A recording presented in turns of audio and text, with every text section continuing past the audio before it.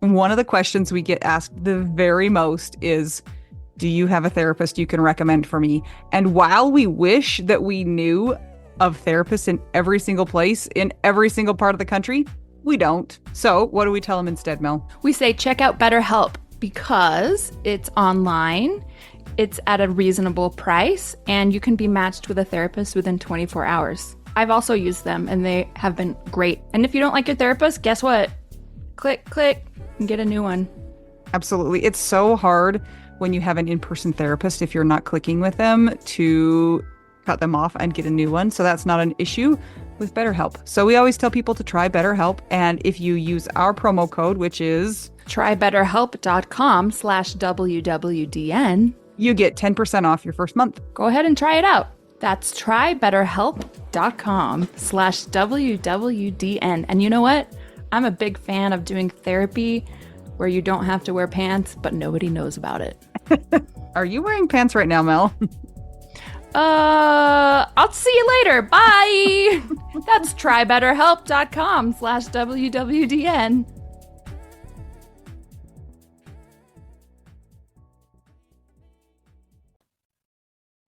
It's working.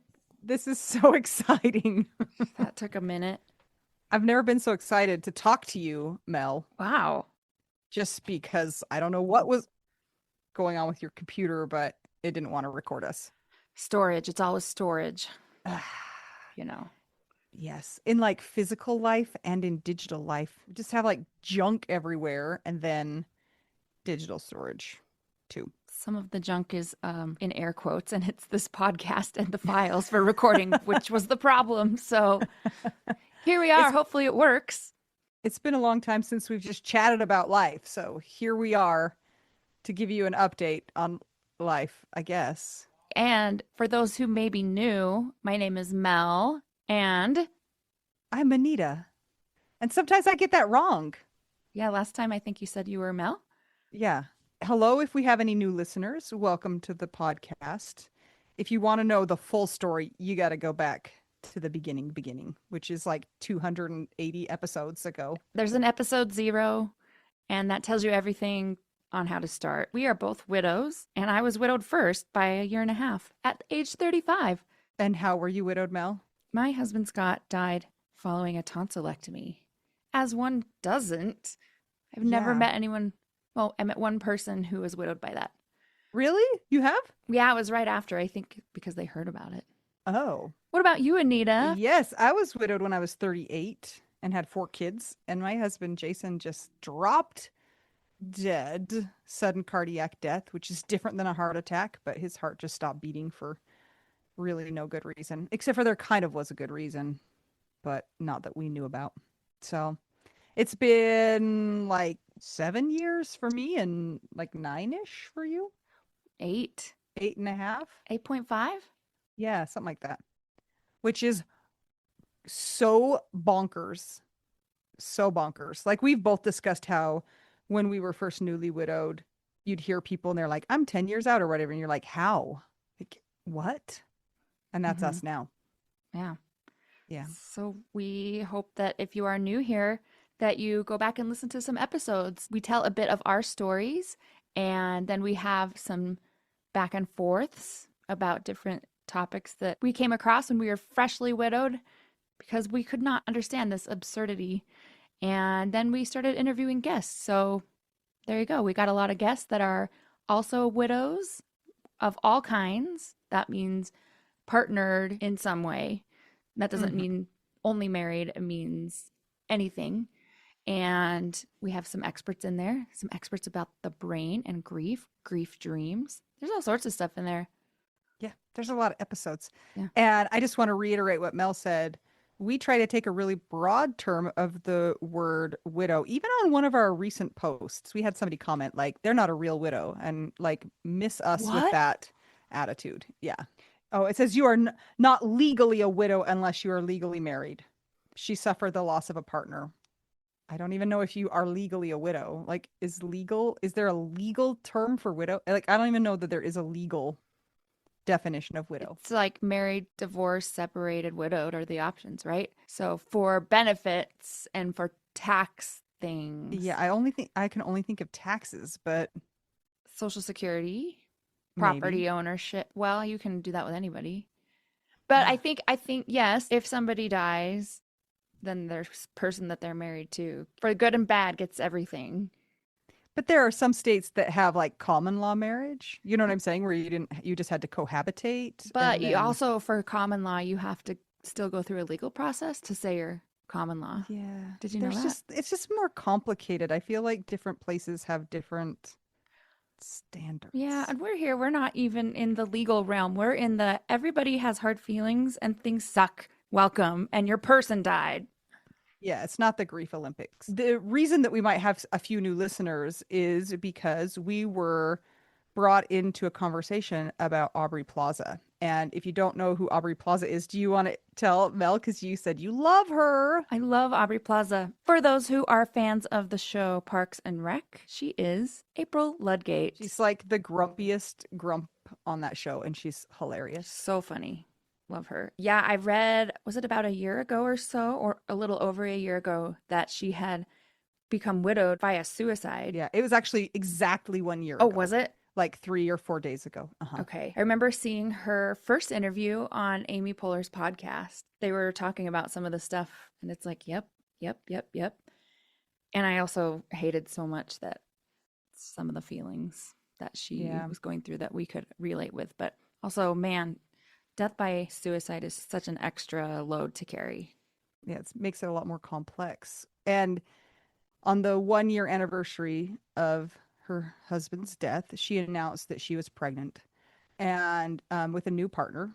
And people decided to comment about it on social media, on I think especially X. And there were some articles written, and she got a lot of hate about quote unquote moving on too quickly and that she should have waited longer. I mean, we know that we get that kind of attitude from a lot of people, but when number one, you're a public figure, that makes things super weird. And two, the social shame of suicide also makes it weird. And so there was a lot of discourse about whether or not she was grieving properly her husband who passed away. So enter the Huffington Post contacting us to talk about that situation. To be honest, I wasn't sure it was real and ended up talking to a reporter about it and giving my feelings. And so that was shared in an article about, a widow's firsthand experience with that. So that was kind of cool. And so if that's where you found out about our podcast, welcome. And we hope that we did the widows justice in speaking for them a little bit, I guess. I read the article. You did a great job. It's always funny because like you talk for a while and you don't know what they're gonna take from that. Hmm. So yeah, the sentiment is just that it doesn't matter what you do, people are not gonna like it. Like you date too early, you're a terrible person. Date not soon enough, also bad at grieving. Hmm. So You feel like you want to die because you are in the worst place of your life and your body is all off kilter and your immune system is wrecked and you don't know what's happened because things are shocking and you still are living and you can still laugh even though sometimes you're not wanting to wake up the next day. So those who are here and listen typically get it, and that's why we're here as well, because it's complex. there was one thing that I wasn't able to talk to her about, but that I really wanted to, and that was just like, why is it that relationship status is the marker? You know what I'm saying? Like, that's the one thing people look at to decide how quote unquote well you're doing, right? Like, Hmm. why is it so based on whether or not you're dating? It's like dating has this outsized, I don't know, largesse in people's mind to determine how you're grieving. I'm like, why does it have to be that way? It's optics. You should just believe your eyes with everything you see because it's true. It's just one data point though. You know what I'm saying? There's so many other things that are also really important about how well you're healing and you're processing and you're learning to function again. And that's just like one piece of it. And so Yeah. I just think it's weird that that's what we get hung up or people get hung up on so much. So So stupid. If anybody even talked to both you and me about dating, I mean, in the first several years, we were like ready to kind of take a hatchet to something. Because Yeah. how about you ask how we're doing and like what's our daily life like?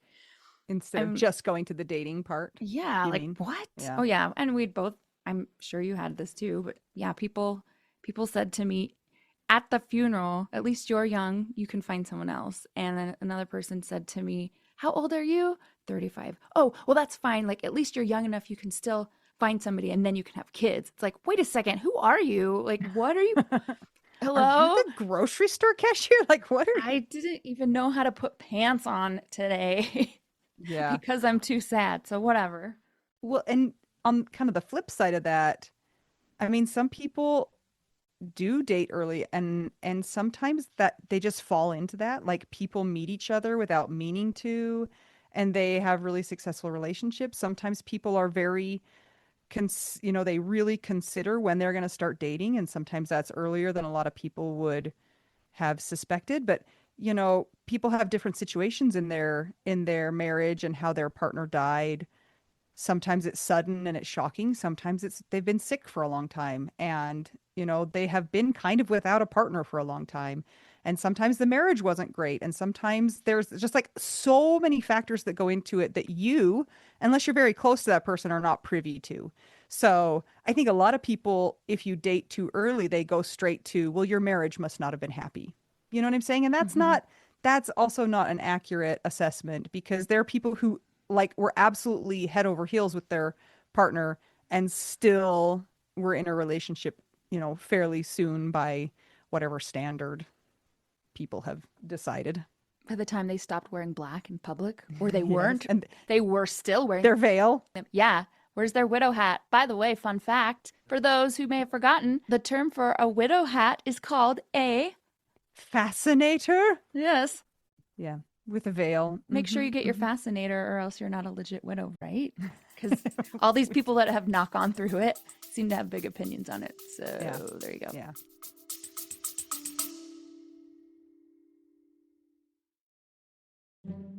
Hey guys, just checking in and want to say if you are enjoying this podcast, And you want to see it keep going, maybe it's helped you through your widowhood journey and you think that it might help others on their widowhood journey, you can support that cause by joining our Patreon. some of the things that you get as a Patreon beneficiary are ad-free episodes, so you don't have to hear ads like this. You also get exclusive content, and at a certain level, you might also get an exclusive t-shirt you can only get that place. That is true.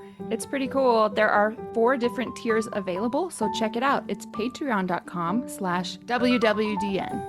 And as an extra bonus, very often you get your names read by one of my kids, and they will do a terrible job with the pronunciation. And that's like a bonus, I think. I think it's kind of the best. I would much rather hear somebody butcher my name than say it correctly. A child butcher it than an adult do it correctly. Yep. So go to patreon.com/WWDN to keep our podcast going and support the widowed cause. Yes! Thanks, guys! Back to our regularly scheduled program.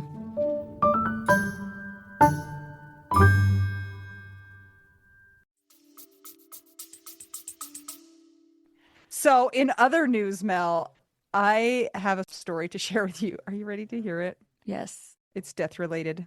So a month or two ago, I was at the pool, which also is funny because yes, I swim at the pool that Jason like died at. I swim there twice a week. It's not a big deal anymore for me. But they had a sign on the door that said water polo clinic. And it was a day that there wasn't going to be any school. And I was like, that's cool. Jason played water polo. So I asked my 15-year-old son, do you want to go to this water polo clinic and try it out? And we can ask your friends if they want to do it too. Just give you something to do. And they were all like, yeah, let's do it. So I take him to the water polo clinic, does water polo for an hour. I come pick him up. I'm like, how did it go? He goes, this is terrible. I was like drowning the whole time.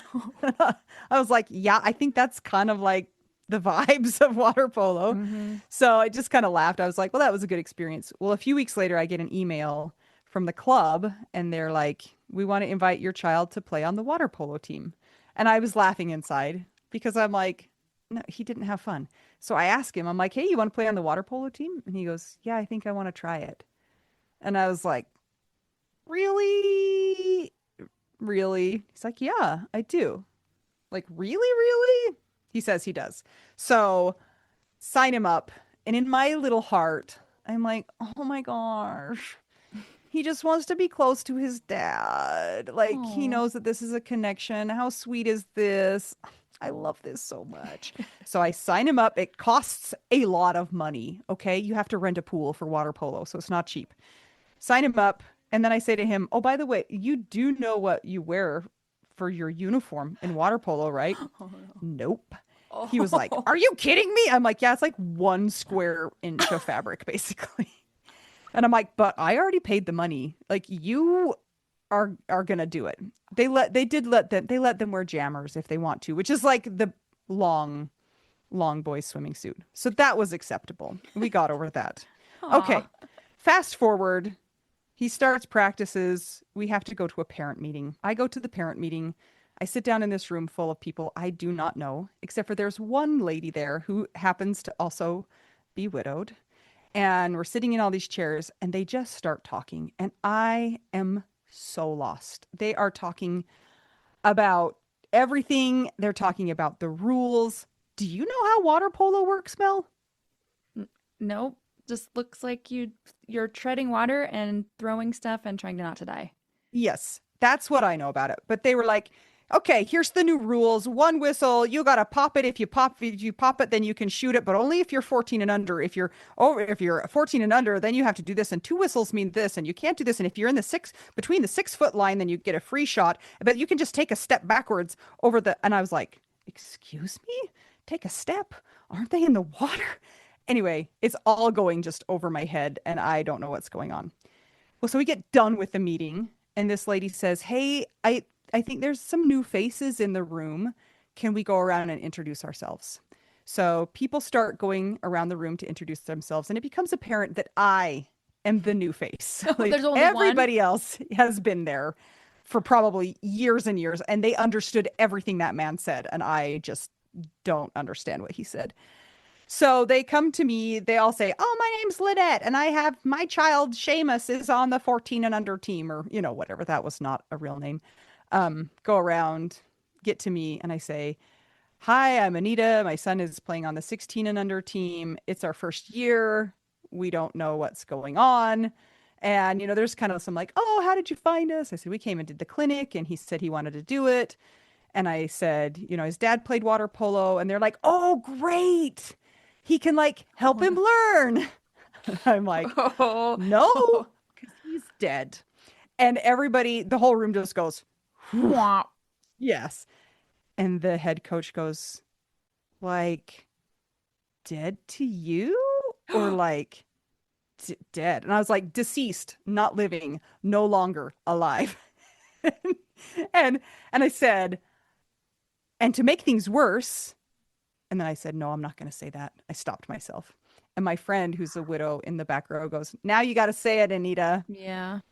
And I'm like, and to make things worse, he died at this pool. So be nice to us. And I'm just like, I can't believe I just said that. Like all of that to these What did people. they do? Yeah. I was like, I don't know how the next person is going to follow that, but good luck. And the guy next to me is like, oh my gosh, I'm so sorry. I'm like, What if he was like, do you want to go on a date? no, oh, no, that would have been funny, but no. Anyway, they had a struggle like recovering to get back. But one lady was like, "Oh, was your husband so and so? My husband swam with him." And so we had a little, whatever, but I was sweating so much. And I was like, "I have got to get out of here. I can't believe it that Oh. just happened." However, they have been very nice to me. So maybe it was a good thing. And after all of this, I'm talking to my son and I'm like, I just think it's so great, like that you're trying to be connected to your dad. And he's like, what? He goes, I just thought playing water polo would give me abs. Enter the 15-year-old, keeping it real. Yes. So I'm like, oh, okay, well.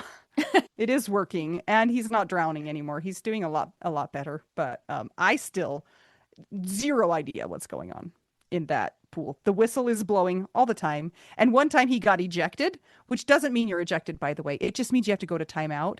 And he swam over and he's like, I don't even know what I did. But they all were like, you can't do that. He's like, sorry. What in the Anyway, world? that's Sounds more my. confusing than rugby. I think rugby is also very confusing. I played rugby. Did you know that? I know. Were you the hooker? I just know there's a hooker. No, I was the left wing, the farthest wing, and I didn't know what I was doing. Oh. It was in college, and they're like, "Do you want to play?" I said, "No, I don't understand." They said, "Listen, you go here. If you get the ball, you just run for your life." That's what I did.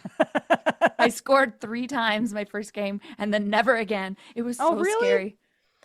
Yeah, man, you get hit. I had a bone bruise on my leg for 6 months. Yeah. It was I not was fun.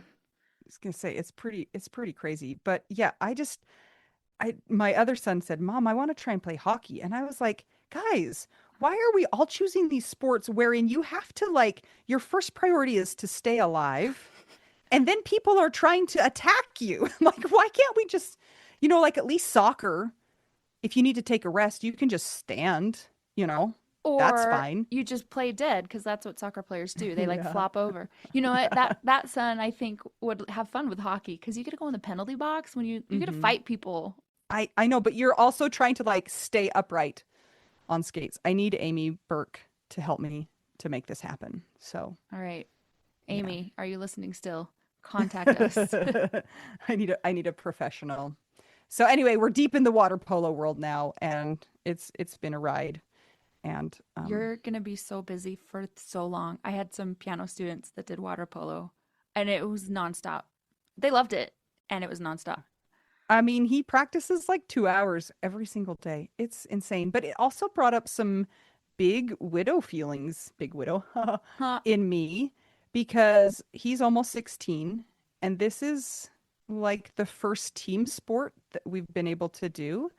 And it's because when he was in that time period where kids are supposed to be doing sports, like his dad died when he was 8, I was not in a place to take anybody to any sports games. So he missed the time when most kids are kind of learning and trying out sports. I can't take him to a basketball team when you're 16 to like learn to play basketball. Kids now, you're on a competition team. Like you're not quote unquote learning that sport when you're 16. Soccer, I can't take him to play a soccer on a soccer team. And it makes me feel so guilty, but without like I realize it's not my fault, but I'm still like, I'm so sorry that you have not been able to have a lot of normal kid experiences because of the time period when your dad died. The only reason water polo works is because we're in Utah and nobody plays water polo. If we were in Texas or California, also couldn't have played. But I'm like, oh my gosh, like you're screwed. You can't have the experience that all of your peers are having because you can't just join those teams at this age. Okay, but I have a question. Hmm.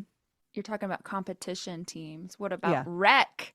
They don't exist. They don't What? really exist for 16-year-old kids. No, because by this Ah, time our sports culture is so weird. At least in our area. They might in other places there might be like YMCA or Boys and Girls Clubs, but here there doesn't really exist in his age group like recreation teams like they do for 8-year-olds. Like, oh, 8-year-olds, yeah, there's rec soccer or there's rec basketball. But even if he were to join a rec team for 16-year-olds, those kids already know how to play. Do you know what I'm saying? They're not teaching them how to play the sport at that point in time. They expect you to know. So it's kind of a bummer. well, I'm glad he gets to learn how to swim and get some pretty good abs. That's the consolation prize. Yeah. I mean, I'd like some good abs. You don't get abs from just playing basketball. You have to go to the gym and play basketball. So, I think you can just have abs from water polo, though. I yeah, I think you think burn so. enough calories Oh, and like absolutely. and you're doing all that craziness. And he's a 15-year-old boy. Like they're just full of testosterone, and I'm a little bit jealous Seems like a sometimes. really good. You want testosterone? Is that what you I said? mean, I want to be able to like eat whatever I want, have like so much energy. I mean, a Yeah. lot of the other stuff I don't want, I feel but like there's some consequences that might come forth. Like you might grow a beard. Mm, yeah, that might happen. I might be like roid ragey if I had too Can much. you imagine if you roid raged at the beginning of being a widow? Because remember how mad you are all the time. All Yes. the time. Yeah, it would have been bad. I do know some widows who have like sought out, medical help and done like testosterone shots and things like that. And you know what they say? They're What? like, if you think the widow's fire is bad, just normal, you take yourself some testosterone, it's off the charts. You are not surviving the widow's fire. You're on Tinder, swiping a whole lot.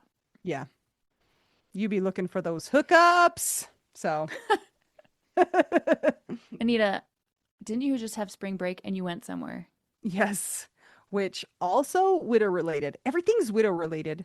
So we actually drove our car to Mexico, which, That sounds like something from the 70s that people did and well, that were Mel, in cults. yeah, well, I mean, Mel, you know that this is also incredible because I am not good at driving. Like I get in the car and I want to fall asleep immediately. Hmm. So, it's like a 13 or 14-hour drive. We went straight south from Utah through Arizona to Puerto Penasco, Mexico. And the only reason this could happen is we went with like a big group of other families. And so I felt like I had, like, there were people to have my back with making sure the kids didn't like run away and fall into the ocean. Or they could drive your car if you Well, we died. did it. My daughter, she could drive some. My son, in theory, could, but he's 15 and He's he got a had a lot of lot of, testosterone and some pretty yeah. tight abs. He That sounds That's really creepy that I'm saying that. I did not mean that in any way other than he that. didn't feel like driving, which is fine because when he drives, it's actually not stress relieving. It's like terrifying. Mm. Um, but we went down there. We had the best time with this big group of friends. There were enough kids that there was always somebody for them to hang out with, and it's also kind of sad because so we shared like a villa with a couple other families, and my boys love it when they get to interact with other dads. Like they just crave that, and they are probably a little bit annoying to the other dads, but they're so good about it. And they just like there were arm wrestling going on and trying to tackle each other. And I'm always just like, thank you for doing that because they don't get that. You know what Yeah. I'm saying? So that was the one guy who came with us, the same 15-year-old. He wrestled with him so much that he threw up once. He got home and he was like, "I'll feel so good," and barfed all over the place. But I was like, I think he needs more of that. Yeah. Just like, Regular boy things. yeah, wrestling with their pretend dad. So, I did come home a criminal though because I stole a strainer Yeah. from Ani- the uh, resort. Anita texted me to ask me if um, our patrons could help get her out of jail in case she was incarcerated. I also may or may not have crossed the border with some things that you're not supposed to cross the border with. I don't want to go into details, but The podcast has already been in a court case, so let's yes, we not don't need do that. anything. When we went into Mexico though, like they have all these lists of things you're not allowed to bring, and I had gotten stuff to make sandwiches for lunch and we stopped to have lunch, but like we didn't eat it all. You're not supposed to take like fruit or like dairy or meat into the country, and so we get to the border and I'm like, I guess they'll just like throw it away. I don't know. But the guy like opens my trunk, opens the cooler, looks at all the stuff. He's like, "All right, bye." I'm like, okay. All of the So stuff you could not bring in, and he looked at yeah, it and was he fine. looked right at it. It was all on top of the cooler, and he just looked at it and was like, "Have a nice day." I got to use my Duolingo Spanish skills also, Oh Mel. no. It was fantastic. Most of our group had zero ability in Spanish. There was one person who's pretty fluent, one person who was more capable than me, and then I was third in That's this group of there was 30 people. okay. That was. That's bad. No offense. It was Stick but it was, you. I had enough skill that we could make it. I could shop in the grocery store. I could find all of the stuff. We recovered some lost and found items, some shoes. Did you It's barter? so bad. Yeah, yeah, yeah. So bad. Like every Nice. time I tried to barter, I think I ended up paying more. I don't like that. That's not my jam. My 12-year-old loved it. He was like, I'll trade you a pineapple for those sunglasses. I'm like, what are you doing? Did they go for it ever? Nope, they sure Mm. didn't. But everybody came home with fake Oakley sunglasses. The Oh my Folkleys. gosh. They're so excited about it. I love it. And yeah, yeah, I don't know. It was really fun. I would like to do that. I would like to do that again. But while I was gone though, my grandpa, who I care for in a lot of ways, got put in the hospital. He was having some trouble breathing. So I was all stressed out about that. So immediately I came home and it was like, now you're on grandpa duty. And that's been a whole different a whole different thing. A lot of feelings when you're caring for your old people. A lot of feelings and a lot of dolls. I Guys, forgot I sent you those you pictures. guys. Anita spent the night in a castle full of old dolls. So Hmm. he's needed people to like, he lives alone. He's 96 and he's needed people to like stay there with him. He's needed some like breathing treatments overnight and just to make sure he's okay. And so I was like, "Okay, I'm gonna take a shift. I'm gonna go sleep over at Grandpa's house." His house is like this 1900s. It's a really cool house, but it's definitely spooky and it is full of dolls. And they are so funny because like my grandma collected dolls, but they haven't really been touched since my grandma died in like 2011. So half the dolls are like tipped over on their side in their glass case. There was one like sticking out underneath the bed that I slept Oh my gosh, on. this is a horror show. It's so funny. And the mattress I slept on had to have been from like 1962. It's just Did he have any clown dolls? no, because they gave those all to me. Those are in my house. You have clown dolls?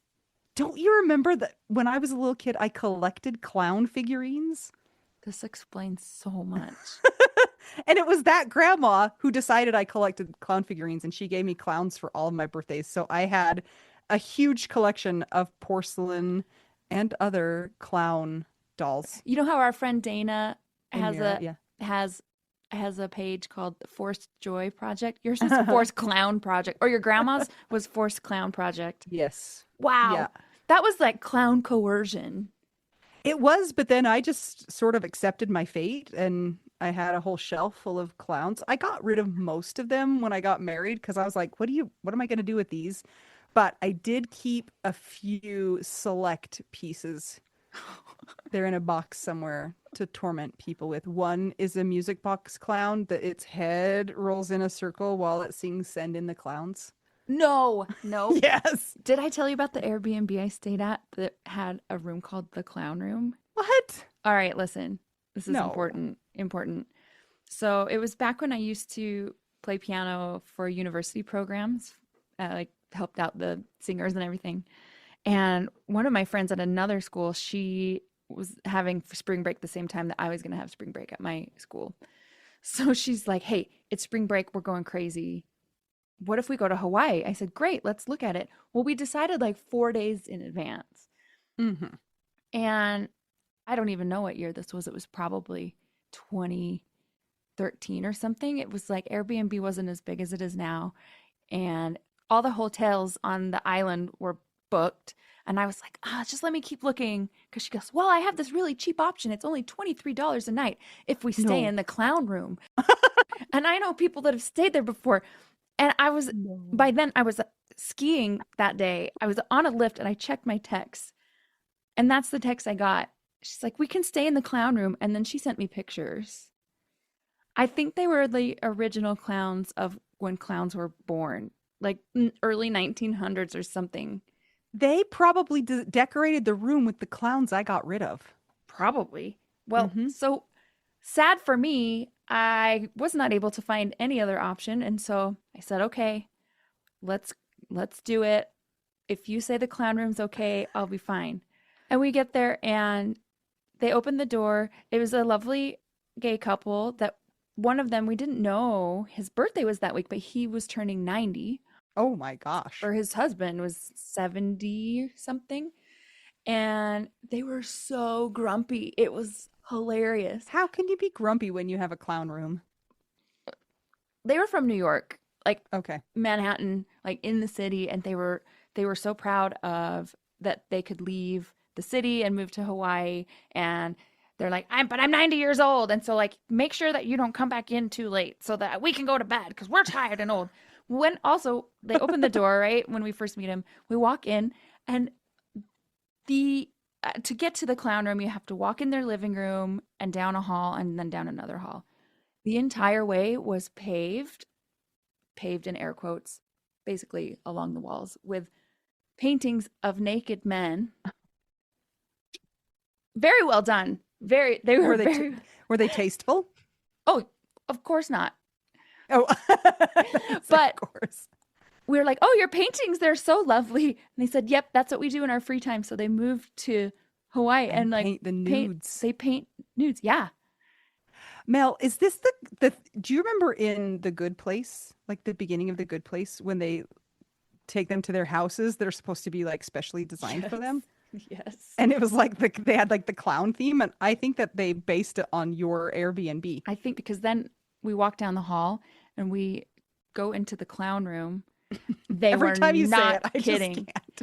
I have pictures of it somewhere. Clowns everywhere. Clown wallpaper, Oh my gosh. clown pillows, Why? clown pictures on the walls. No naked clown paintings, luckily for me. And two twin beds on the sides of each wall. And above my bed was a naked Ken doll holding trapeze rings. And Like a real like a small, like a Ken doll, Ken doll? yeah, like Barbie size, but Okay. it was Ken. And Yeah. they had turned it into a trapeze Ken hanging Mm-hmm. from the ceiling. Oh, the carpet was bright red shag, Mm-hmm.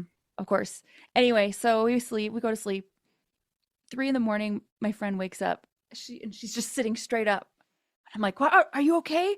And I'm like seeing this clown above my head. I'm like, "We've got to get out of here." And she sits up, and she's one of those that can go through. She's been through a lot of stuff and is always smiling. She just sits up and she's like, looks at me. She's like, "We're in Hawaii, in a clown room," and lays back down and goes right to sleep. It was so Oh my creepy. It was gosh. so, I will never forget it. And they were so grumpy. It was just so funny. I have dreams now, Mel. Like I have something to aspire to. I think you should find your clown collection again.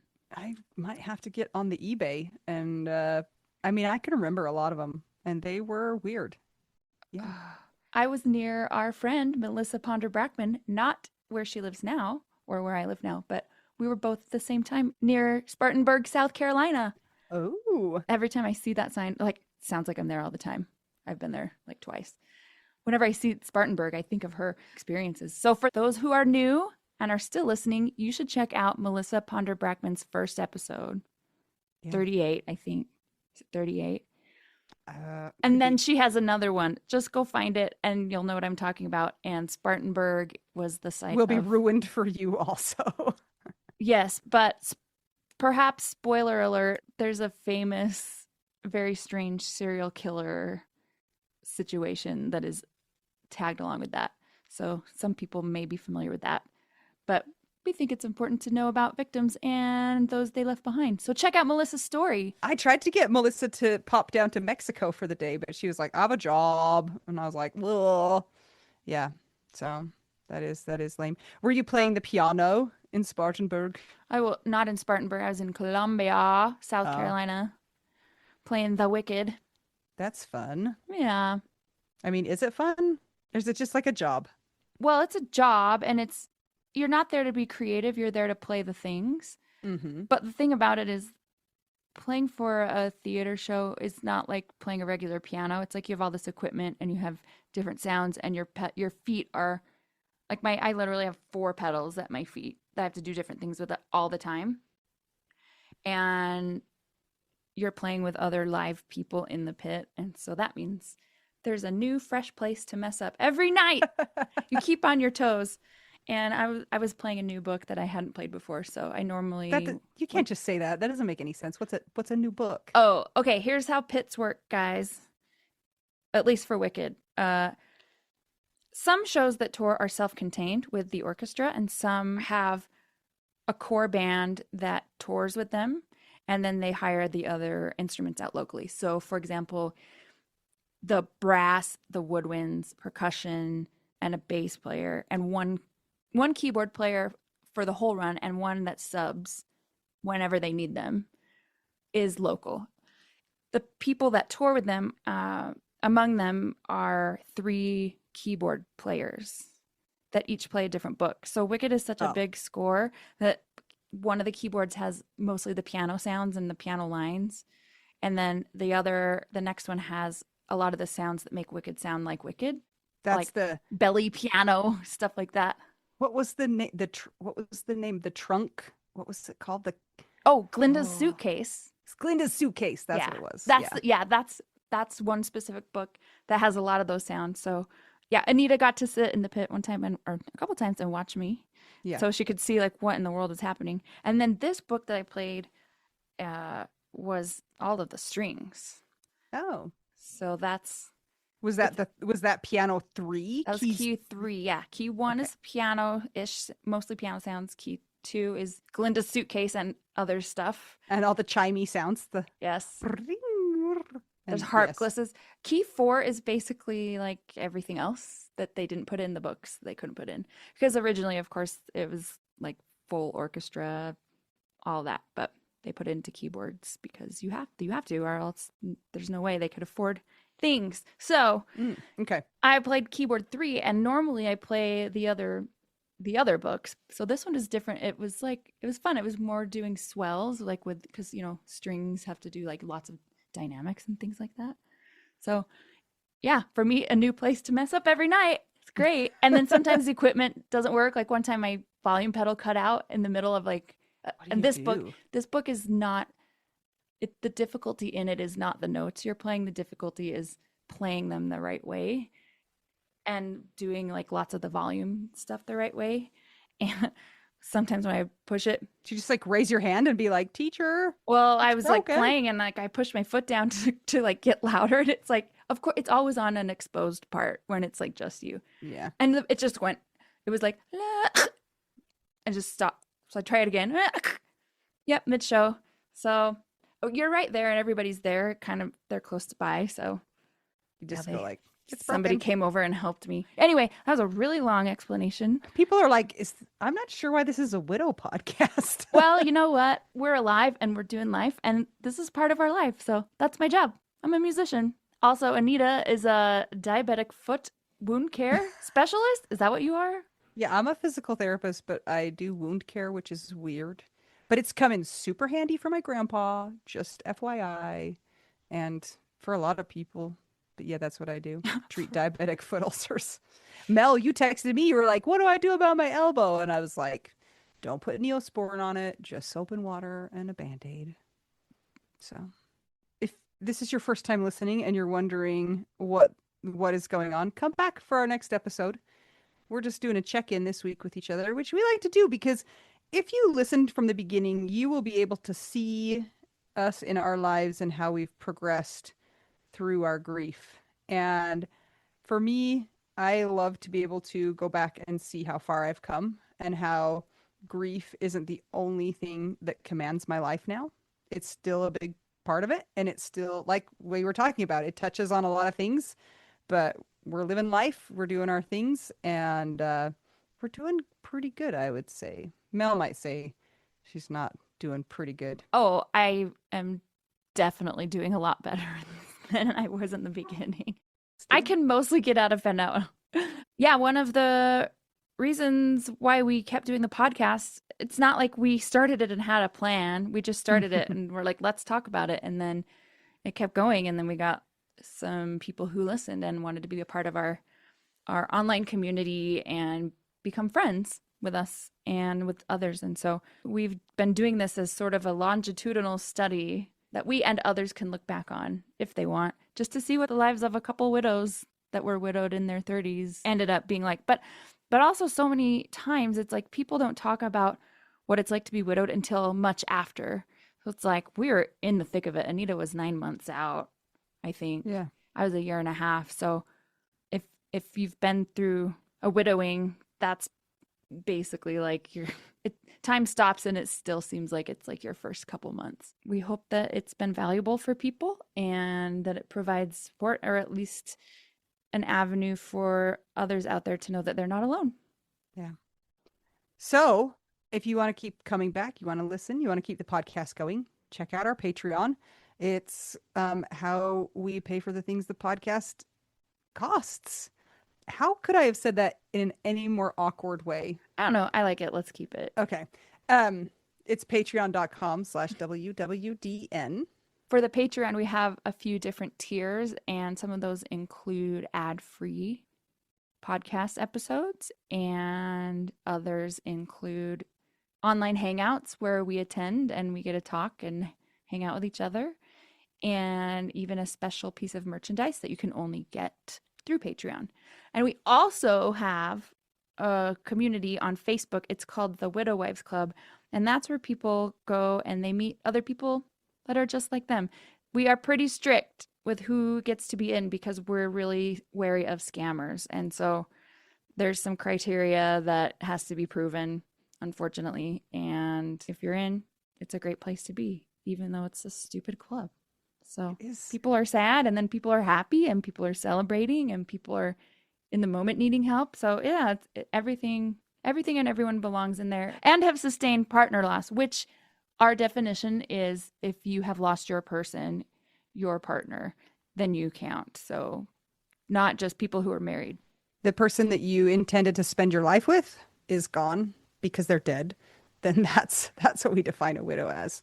So if you are a stalker and you were intending to be with somebody who died and they did not reciprocate, I'm sorry, does not count. Don't. A quick update though, Mel. We did an episode on Kouri Richins, and guess what? You know. I know. She was found guilty of everything. And I think the jury only deliberated for like not very long. So I was a little bit surprised about it, to be honest. And it made me have some feelings. I followed it fairly closely. I watched like the recaps after every day. And the thing that I talked about in our episode that I felt like they really needed to prove was somehow that she had delivered the drugs to him. And I didn't ever really see that. And so I was like, ugh. I still think that's a big missing element. So I watched an interview from one of the jurors, and she said that the most compelling piece of evidence was something that the public didn't get to see. So it was like an undercover police officer that they couldn't expose, his identity. And so I was like, okay, I mean, I guess that's like I don't know all the information. And obviously they saw all of it. But I was also just like some of the stuff that they used to prove her guilt, I was like, oh, that looks like totally normal widow behavior to me. Like one of the things, for instance, was she called the medical examiner and she was kind of giggling through her discussion with him. And I was like, that's something I would totally do. Like, you're just so nervous. You're just like, everything's a joke. You know what I'm saying? Like, we do it too. We laugh about things that are not appropriate to laugh at. And so I was like, ooh, that doesn't scream guilty to me. That screams like my life just exploded and the only thing I can do is like giggle and be like completely inappropriate about it. So yeah, there were things like that. But and also I just feel so bad for like everybody in the situation, their kids and the parents and all of it, the family of Eric. Yeah. Also, if you have killed your husband on purpose, please do not apply. That's happened. Yeah. If you want to support the podcast in another way, you can buy us tacos and or cheese or both at buymeacoffee.com/widowwedo now. If you like this podcast or you want to support us, please give us a 5-star rating on Apple Podcasts and a nice review. And if you hate it, don't say anything and just go away. It's okay. We totally get it. No hard feelings. Although I feel like if you've listened this far, there might be something that you might be interested in. So maybe just think about it. Yes. Yes. Thanks for joining us today. Until we get to talk to you again, I'm Anita. I'm Mel. We're just two widows who are surprisingly have a lot of experiences with clowns. And we're both just trying to figure out widow. We do now.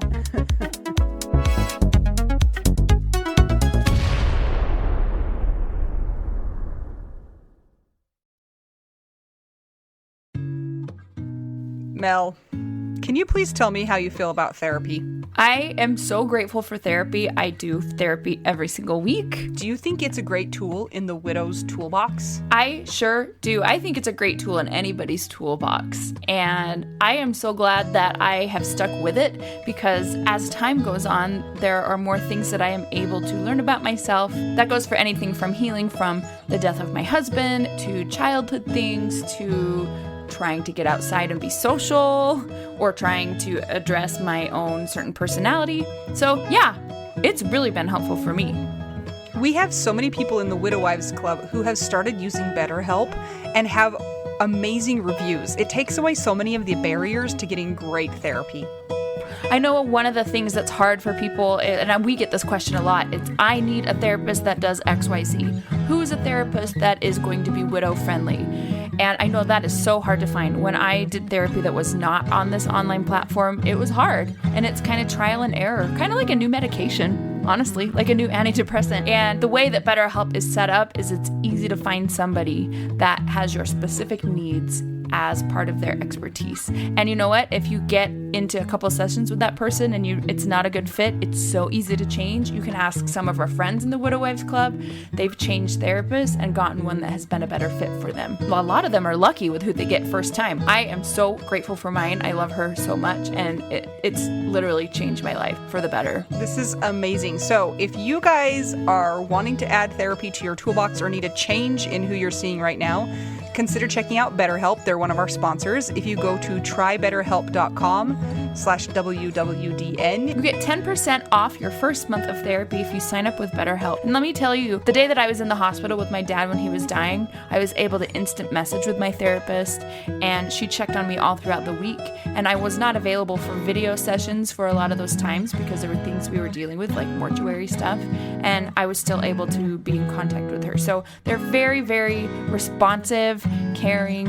It's such a great platform, and I recommend it to anybody who is looking for therapy. Once again, it's trybetterhelp.com/WWDN. And that's for 10% off your first month of online therapy. You don't even have to wear pants, Mel. I know this.